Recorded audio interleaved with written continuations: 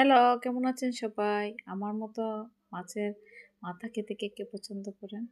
এরকম একটা রেসিপি হলে সবাই এরকম কাটা খেতে চাইবে। আমি এখানে ২-৩ টে বেগুন নিয়ে নিলাম আর এরকম ১ আঙ্গুল সমান এগুলো কেটে ভিজিয়ে রেখেছি। কারণ বেগুন ভিজিয়ে না রাখলে কালো হয়ে যায়। তো ভিজিয়ে রাখলেই ভালো থাকে।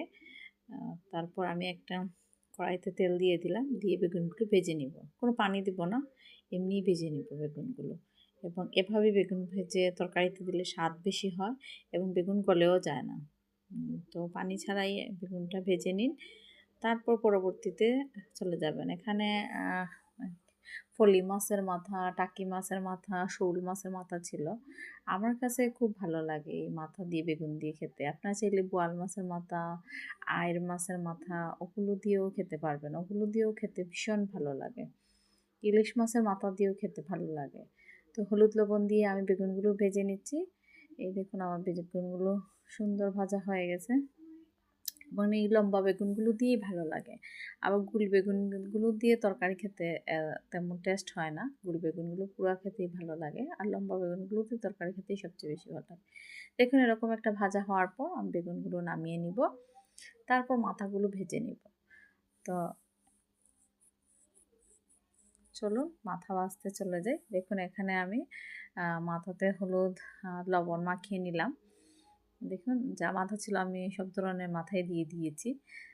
তো কারণ মাথা খুব বেশি না, কয়েকটাই ছিল, তারপরেও দিয়ে দিয়েছি।